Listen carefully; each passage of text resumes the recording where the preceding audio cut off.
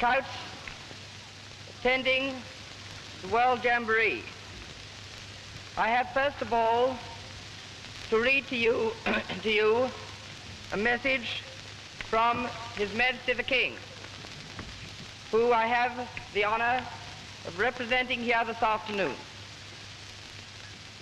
I heartily welcome the Boy Scouts who have traveled from their homes far distant in the British Empire and in many foreign lands for the coming of age of the Boy Scout movement.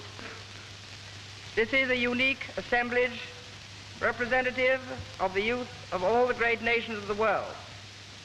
And I ask them to remember that it is chiefly upon the coming generations that the future peace of the world depends. I warmly thank all those taking part in the Jamboree for their kind message and trust they will thoroughly enjoy their stay in this country.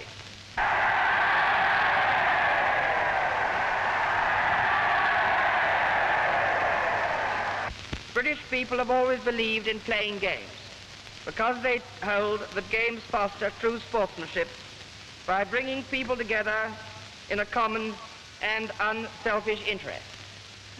But it is not an easy job to bring people of different nationalities together to play games. And when they do meet, as in the Olympic contest, it is a case of a very few people meeting at long intervals and then only for a short time. Scouting is different. I wouldn't say that it is only a game. It is more than that, for it is a wide training in all sorts of useful crafts.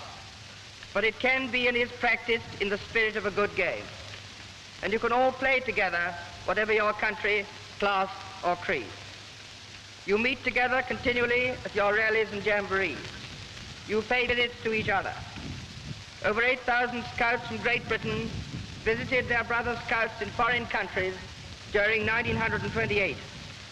And the Scouts International Hostel in Switzerland received last year 1,400 scouts of 10 different nationalities who came together for climbing and hiking.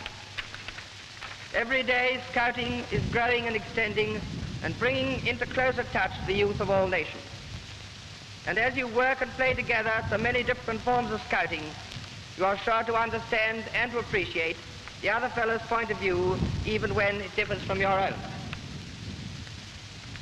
So, like you, I think the Scout movement is a wonderful thing for the manhood of individual countries, and more than all, for the development between different nations of understanding and goodwill in place of suspicion and selfish antagonism. To the Scouters, I would say that the time and energy that they are devoting to their work is not thrown away. They are doing most valuable service for their country and for the peace of the world. And may I have this opportunity of congratulating you, Chief, on the honor that has been conferred on you by His Majesty the King.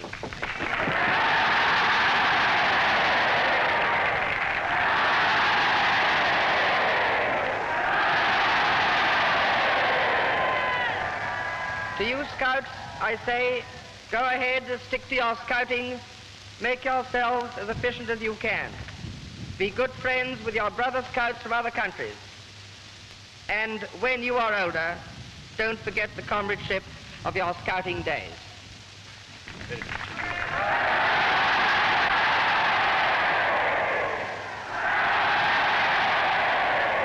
Your Royal Highness,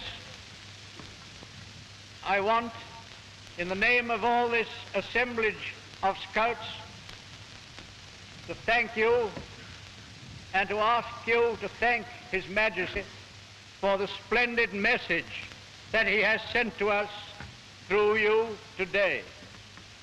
It is a message that we hardly deserve because we have only been a few years in existence, but it's a splendid message which will inspire us to do better and better in the future and in the years to come. For yourself, sir, we are deeply grateful to you for having come all the way here at great trouble to yourself, especially as you had a very bumpy journey in the aeroplane yesterday. And you have lived with us in camp. We only wish it for a longer time, but it is a great thing to us that you should have spared a few hours to be with us on this happy occasion.